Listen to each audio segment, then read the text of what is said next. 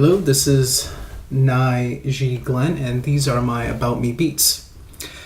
Alright, so I was born in BC, Canada, but I come from a Punjabi family, so therefore I am considered an Indo-Canadian. My parents are from Punjab, India, but moved to Canada for a better life like many immigrants do. My mission is to want to constantly develop myself to be the greatest that I can be, and thus I see my evolution as a continuous work in progress masterpiece of natural law. Before being introduced to Podler, I had been developing myself in many ways, but I was confused about how to do it best. However, as I've learned more about my innate preferences, I gradually got better at understanding how I worked and began learning how to navigate my psyche most effectively. Currently, I'm in school studying to be a dietitian, but I later plan on studying genetics to do cutting-edge research in the field. I'm also working through the Podler Practitioner Program with the goal of mastering my skills in emoji reading, reading innate cognitive preferences called Moja or Qualia in track 1, but also mastering the other 4 tracks, which include voicing, media production, outreach ops, and bubble building. Because I come from a Punjabi family and have lived in BC, I was born being exposed to both Canadian and Punjabi cultures. When at home, I've mainly spoken Punjabi with my parents, but when talking to people who mainly speak English, I generally do the same. BC is a province rich with diversity, and the Punjabi culture has a strong presence here among many others.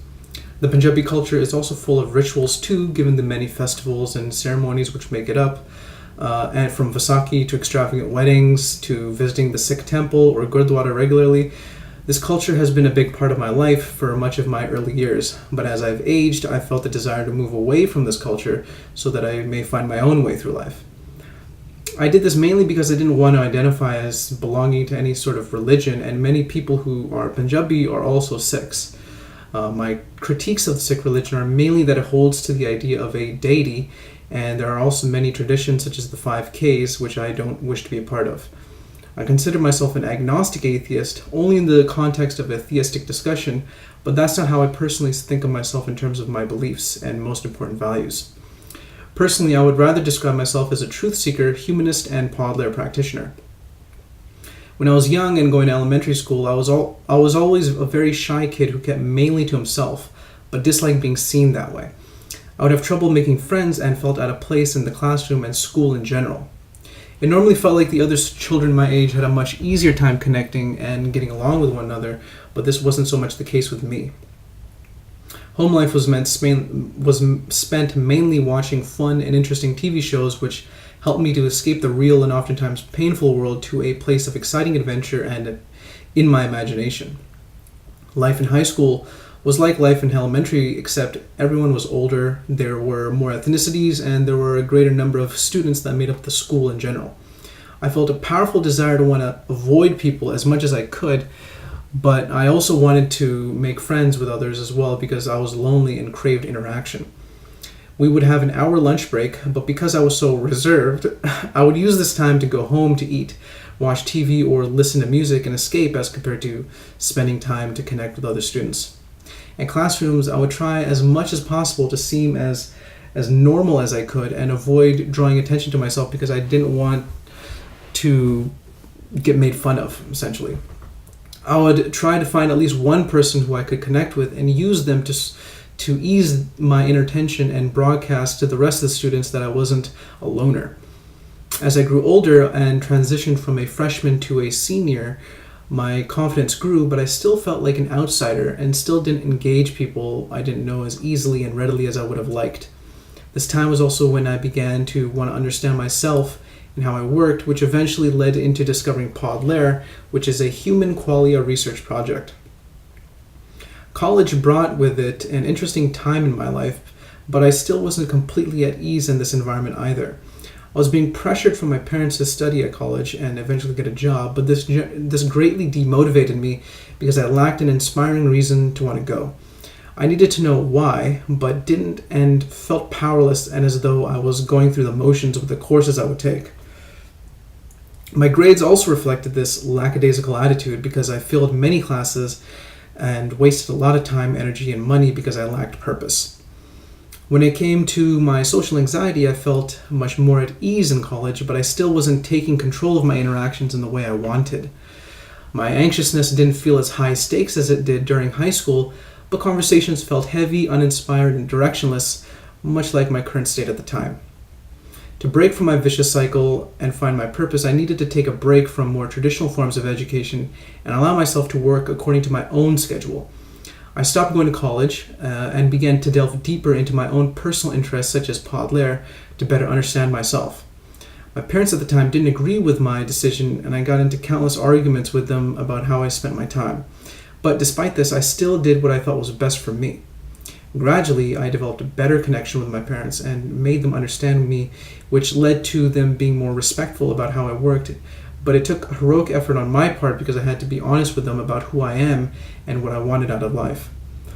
Most of my time during this period was spent working on the practitioner program, which helped me to develop many skills and give me confidence, but I also let myself work on whatever else I thought was important too. After thinking about my life more, I began to wonder how I could make a living and do what I wanted given my interests and skills. As I began working things out, I began to see that dietetics seemed to fit with the overall direction my life was going in given my strong interest in nutrition, so I decided that I would study it in college and university.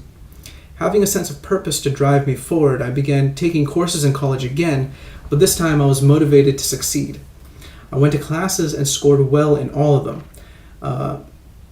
But something still didn't quite feel right, so I began to ponder on what may be the cause of my restlessness.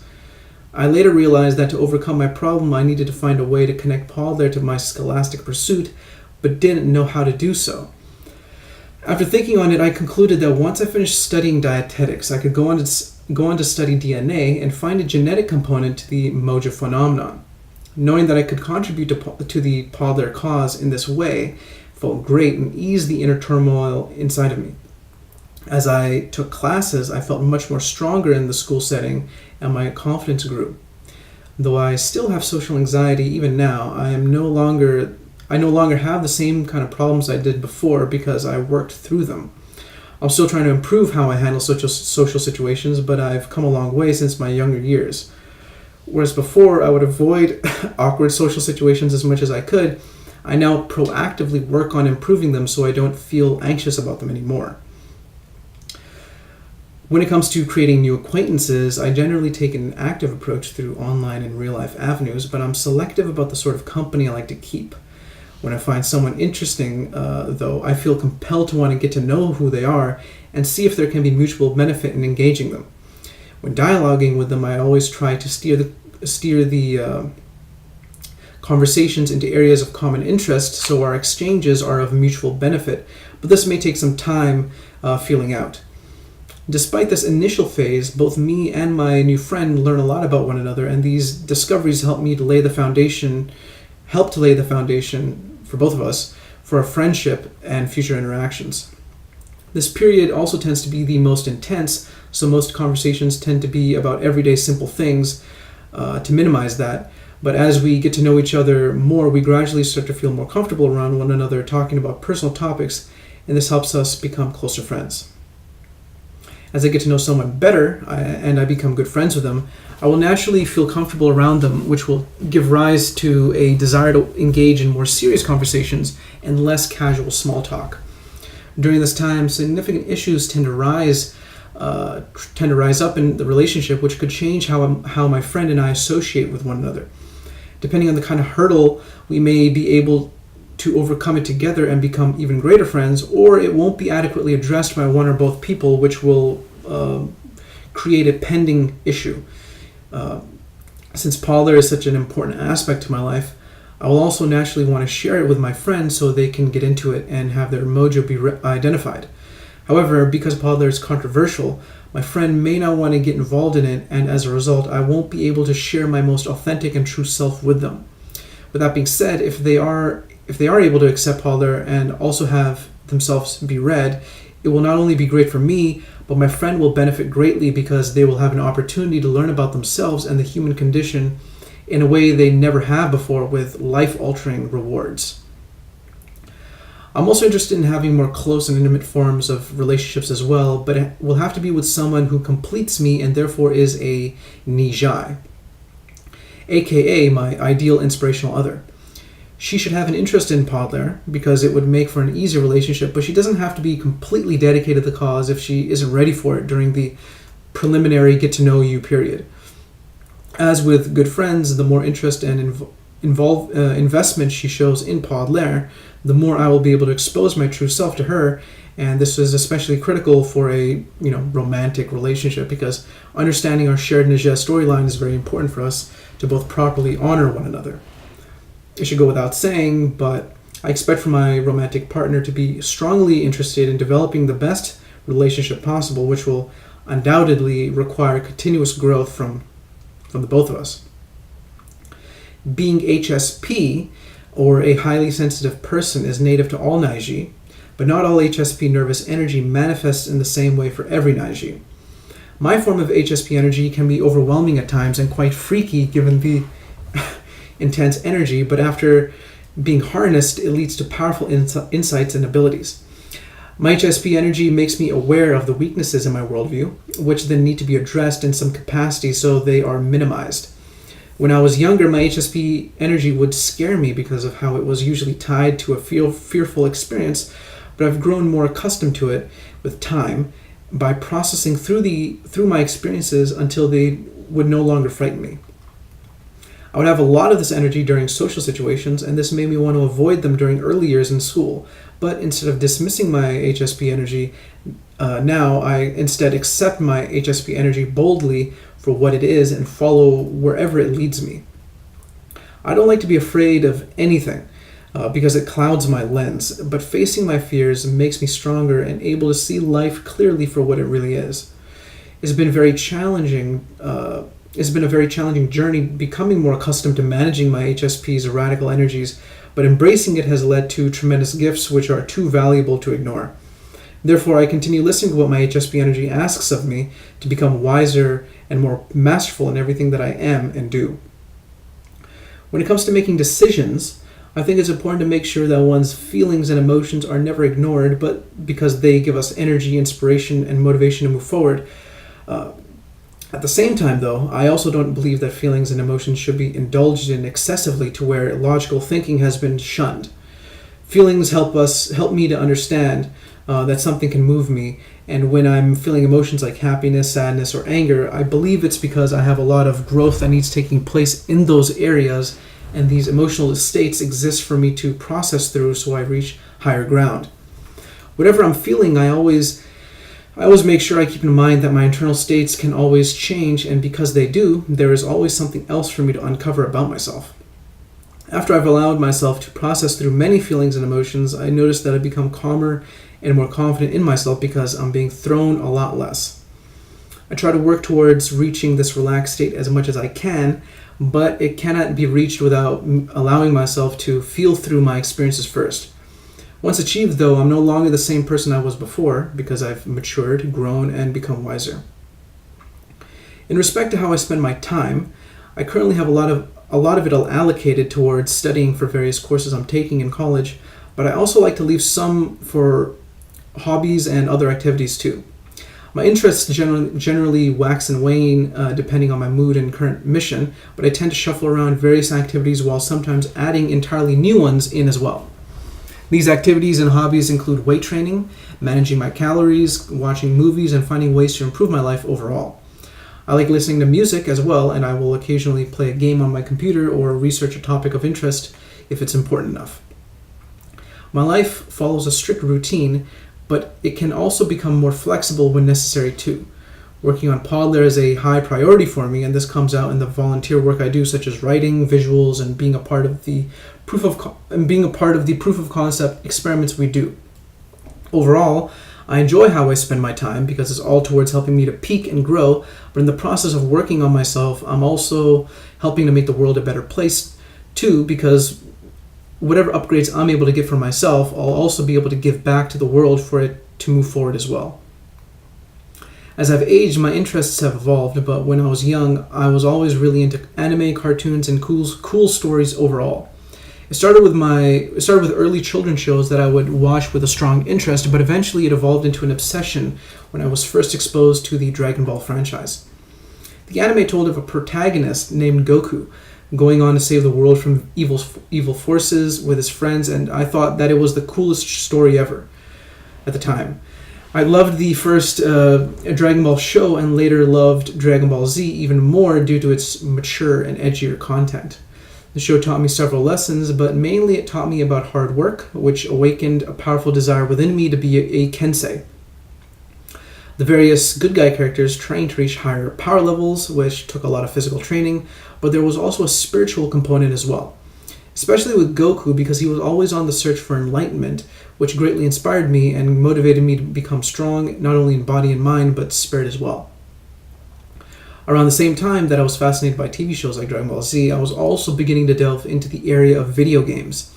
It first started when my dad had bought me an N64, which also came with the Donkey Kong 64 game. It was a novel experience for me because I had to learn everything from the ground up, but as I played it and got better, my obsession with games only grew more from there. I had to learn many skills to advance, and with each skill set I took on, I became addicted to the process of mastery. I would play video games to complete them with a compelling desire to do everything correctly from start to finish and in as short of a time period as possible. Besides Donkey Kong, I would go on to play many more games as well, such as Pokemon, Diablo, Hearthstone, and more. But with each new challenging game I took on, I became better at understanding myself and how I worked. My mind naturally thinks of everything as a kind of video game, and to win, I have to develop my skills and constantly be on a mission for self-improvement. Though this philosophy came about when I was still a young child, it never stopped working for me and still guides me to this day. I've also had a strong fascination with music, visual arts, and movies. My music obsession first started with Dragon Ball Z and the great Bruce Faulconer, who was responsible for creating the background music that played during the anime. However, the one piece of music that got me hooked on the anime series would have to be the intro song titled Rock the Dragon, every time that I listened to it while watching the accompanying video. I would get pumped up and excited because it was just so epic and arresting. Other than that, I also remember being exposed to rap music sometime later, and the first song to catch my ears was "You Can Do It" from Ice Cube. It was one of my earliest memories of hearing a melody and beat that sounded hypnotic and unlike anything I had experienced before. And though I don't listen to it so much now, I still respect it for paving the way in my music obsessions. As my music interests grew though, I came to discover artists such as Tupac and other rappers, but I also wanted to appreciate other forms of music as well, so I opened myself up to different genres.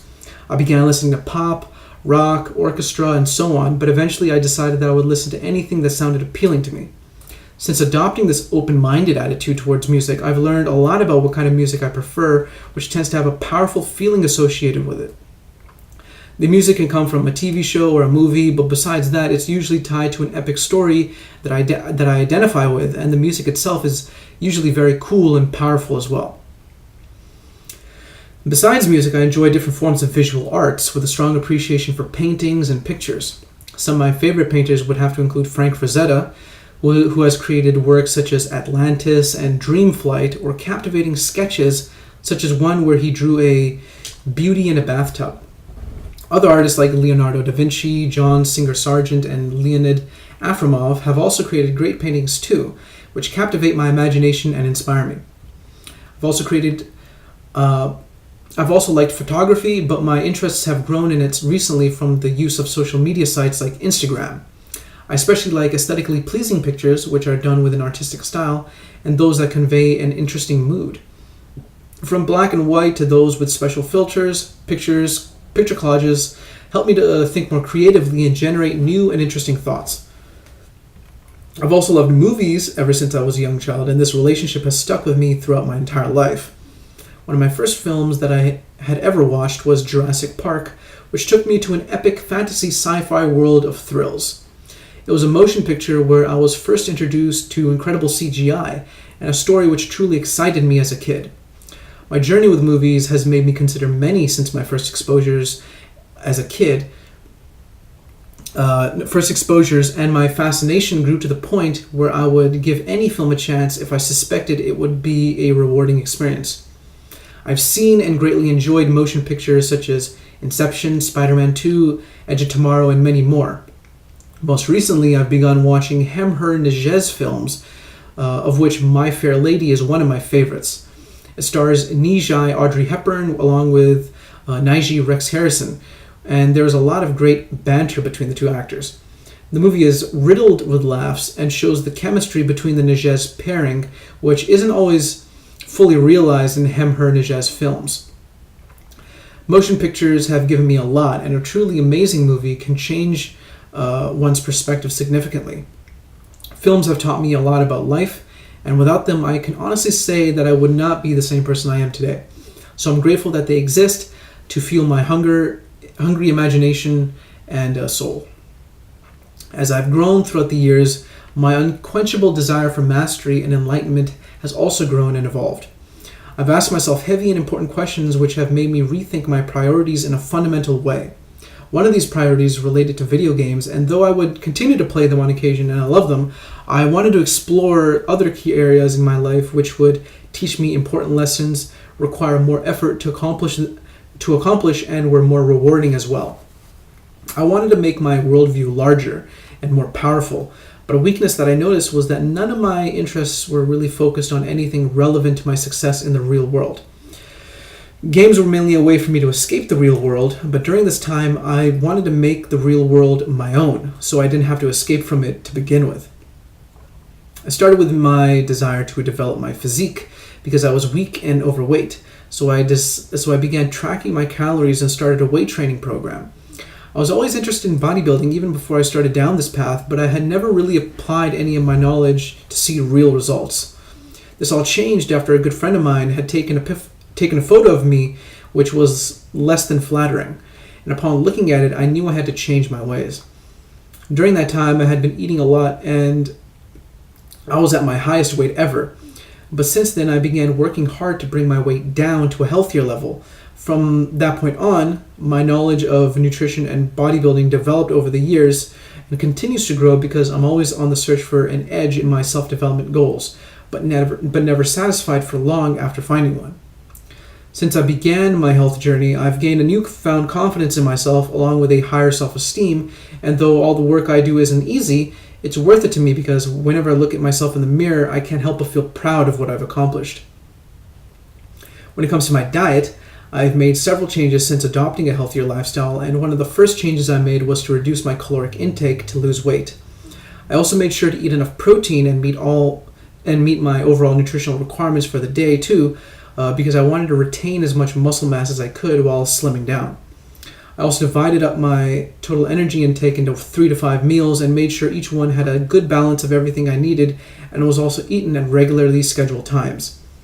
I didn't have any other restrictions to my diet which were thought to be important besides its total energy intake because I didn't like abiding by unscientific rules, but I didn't exactly have the healthiest diet either. I eat junk food quite often, and despite still losing weight, I would need to take periodic breaks to eat healthier and feel better. During this phase of my diet, I was following the popular If It Fits Your Macros or IIFYM way of eating, which worked well for me during the time, but I later decided to adjust my eating habits so that the calories I was taking in came from better sources, which agreed with my system more. These changes started with me switching over to eating more whole foods and less processed foods because I was eating the processed foods a bit too often, and I ate them too regularly.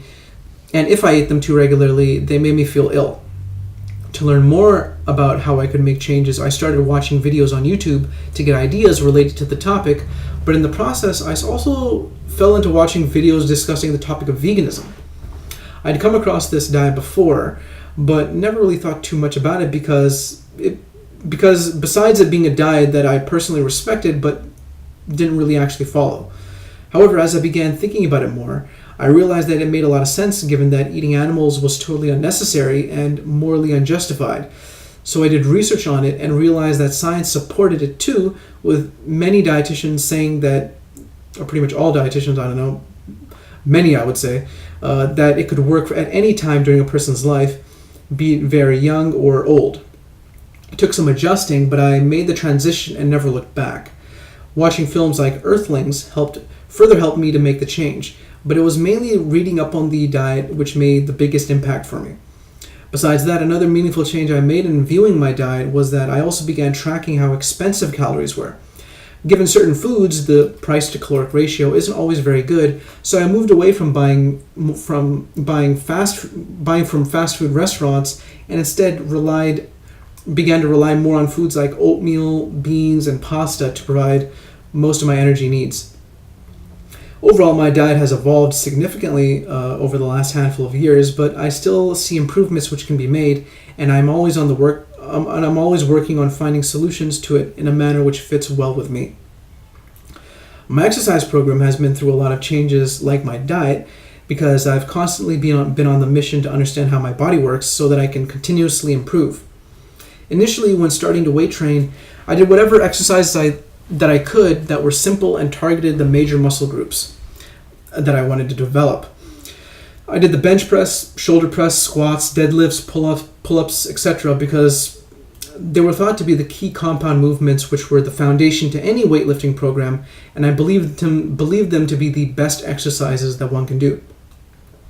I also stayed away from isolation movements because I thought they were inefficient and unnecessary, so I only supplemented with them here and there. However, after coming across a bodybuilder by the name of Doug Brignoli, my view on exercises completely changed. He had videos on YouTube which discussed the science of biomechanics, and I couldn't believe how much sense he made. After delving deeper, I found out that he had also written a manuscript called The Physics of Fitness, and I bought it as soon as I could because I knew I would get a lot out of it. It explained all the important concepts he uses in full, and after implementing them myself, I felt like a totally different person because of how it upgraded my lens of understanding. I now no longer do the typical compound exercises I used to, and instead primarily focus on isolation exercises because they are more effective and safer. Having said that, I'm never finished trying to find ways to improve my exercise program, and therefore I'm always open to the next big thing, which may be right around the corner. Excuse me, I'm going to turn on the fan here. During my time in high school, I began going through some changes in perspective that made me look at my overall life differently. Made me look at my overall life differently. I'd always known that I would have to start thinking about my future, but I never really allowed myself to think too critically about it. I wanted to find out which career best suited me, so to better understand this, I began trying to understand my personality. In the pursuit of this, I came across the Myers-Briggs Type Indicator, which promised to give me the answers I was looking for. I took the questionnaire and concluded that I was an INTP. I became obsessed with trying to understand myself through the INTP archetype, and when reading descriptions online, they seemed to fit me perfectly. I'd eventually find myself on the INTP forum, where I would mainly stay in the shadows while occasionally making posts and reading those made by others to understand my situation better. The only person who seemed trustworthy on the site was a guy by the name of Ademus, who seemed to know more than anyone else on the forum about typology and whose rationale appealed to me greatly. I got to know him after sending him a message, and we became good friends from there. After some time asking him questions related to MBTI, I started to ask him about Podler related concepts, which was why he was so intelligent about the psyche in the first place. I learned that the MBTI was an inferior system, given that it lacked reliability and was not scientifically sound either. In fact, MBTI was thought to be a pseudoscience given how it lacked evidence to back its conclusions and allowed the subject to choose whatever type they wanted. I knew that MBTI had everything backwards because no one gets to choose what their innate preferences are, but that's exactly what it was allowing its followers to do.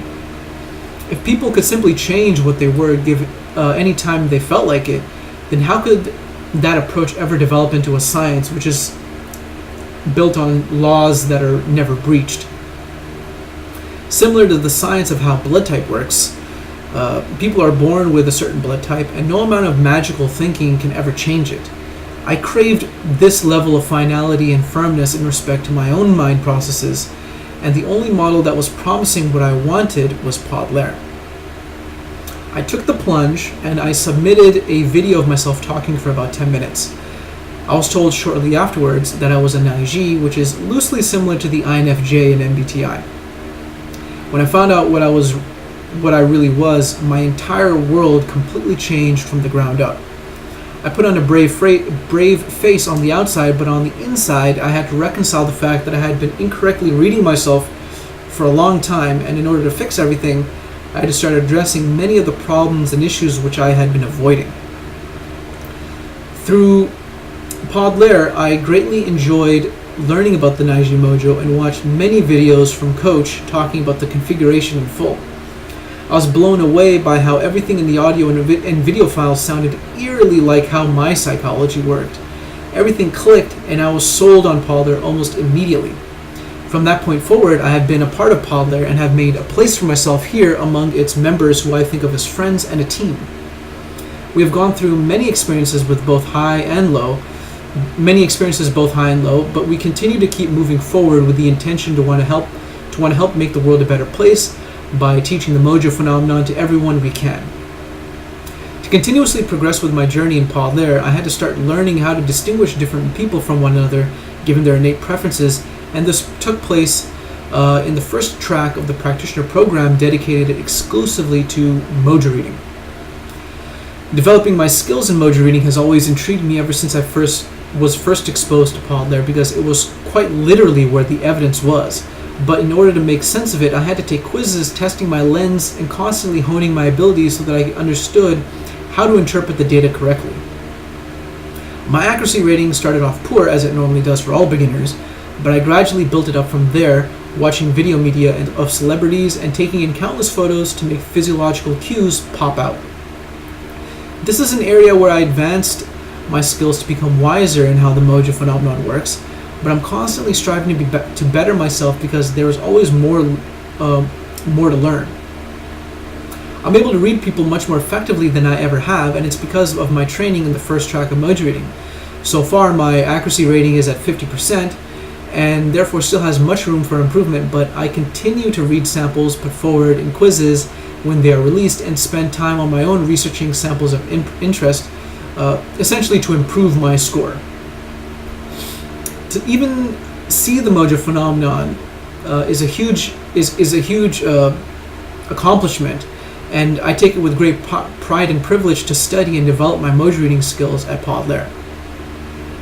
The second track is vlog voicing, and as the name implies, it requires Podlair practitioners to be able to speak what they know to others. One must be able to see the Mojo phenomenon, but knowing how to effectively articulate it is also key in developing mastery over it. Besides the phenomenon and its cues is also the overall Omni model, which corrects and informs on many concepts that the world has attempted to understand. Everything from spiritual models to technology is covered in vlog voicing. I always knew that Podlair would be correcting many of the mistakes that existed in other models of thought, but being able to see and then explain the intricacies felt empowering. Currently, I'm working on my About Me beats along with my independent vlogging that comes afterwards, and with this training I will feel more at ease being able to talk about myself and what I'm all about. Moving forward, I aim to discover the sort of topics I want to speak about and then further discover the way in which I want to voice them. I'll also seek to attract the kind of attention I want from the world and learn how to master my communication abilities through social media platforms such as YouTube. Track 3 involves creating media, and I've done a lot of excellent work in this area already. I'm proud to say that I've contributed to the Nijez ebooks by helping in a multitude of ways, mainly through the visuals I helped to create. I had to learn how to use Microsoft Publisher to create the visuals I did, and this skill took time for me to get my head around and develop. Though not easy, I'm able to navigate the program much easier than when I started, and I feel much more comfortable with it. I've also done writing in the form of travel logs, which can help to aid people who are looking to understand the Mojo reading process better. With my vlog voicing, I'm also going to have to learn how to become better equipped at making videos for YouTube, which will require editing so they appear professional. Overall, I plan on creating more works of art to continue progressing in Track 3. The Sample Surfer program is one such area which I seek to become more familiar with and create art that will help to make it more appealing and polished alongside my fellow Podlair friends Mitchell and Ben. Both Naiji, by the way. Outreach Ops would have to be the one track that frightens me the most, since it requires that I engage people and get them to see the value that Podlair is providing. My skills in voicing, along with my ability to read situations in the moment, will be tested to convey myself most effectively. I will need to learn how to persuade people in a manner which impresses them and makes them want to look more into the Paul cause. This is an area that I anticipate a lot of growth in, and I try to do my best in this area as well. I have a lot of HSP when it comes to talking to just a handful of people, but there will be times where I may need to talk to several people at once, or even crowds and large audiences on occasion. If done enough, though, I will become a very powerful speaker and will gain a tremendous boost in my confidence, which greatly excites me. I look forward to progressing further in this track as time goes on, and in order to continue becoming better, I look for opportunities anywhere I can to teach people about Paul Blair. I greatly want to become a Kensei in this track because I have a strong desire to blow people away with my performance abilities and help move humanity forward. As I continue to improve all my abilities, I will naturally be contributing to the expansion of Paul Blair so that more people are a part of it and helping to spread the knowledge that it has. It will take time, but it is inevitable since Paul Blair is based on solid evidence and truth, which can never be ignored for too long. Although I'm not sure exactly how it will occur, eventually there will have to be physical locations across the globe that are solely for the purposes of Paul Blair study. I have thought about creating such a place, but it may have to start with just a club at my school and grow out from there. The possibilities are numerous, but I intend to create a space for myself, space for people, not myself, but for all people that want to do Paul Blair in my location and share the ideas I learn with Paul Blair members so as to how we can improve our methods to be more effective at building community bubbles for the 5th track in the practitioner program. Lastly, when it comes to my future, I see myself continuing to work on the goals that I have already dedicated my time and energy to, but as they are accomplished one by one, they will naturally be replaced with new objectives. What these new projects and endeavors will be is not entirely clear, and therefore my foresight is limited, but whatever direction my life goes in, it will be full of growth regardless. I hope to become better at emoji reading to where I'm able to identify a person's quality of energy easily and with limited media. Preferably, I would like to simply gaze upon someone and know their mojo within only a few moments, much like how one can distinguish a jaguar from a tiger with little to no difficulty. I also want to progress considerably in the other tracks that make up the practitioner program too, so that I'm able to continue becoming more masterful in Paul Blair overall. My scholarly education is very important to me too, and therefore I very much want to do well in all my courses so I may do excellent work in the field of genetics and hopefully find a connection to the mojo phenomenon sooner rather than later. In relationships, I want all the ones that I'm a part of to grow and become stronger, but at some point, I especially want to have an intimate relationship with a Nijai so that I can spend quality time with her and have us both benefit greatly from the inspirational connection we will share. Overall, to make all my dreams a reality, I'll need to continue working on myself diligently and shepherding events in my life correctly and properly. I don't know exactly how my life will unfurl, but I like to think I have the significant pieces taken care of, with the rest falling into place as I move purposely forward on my heroic journey. Thank you all for watching, and I'll see you next time.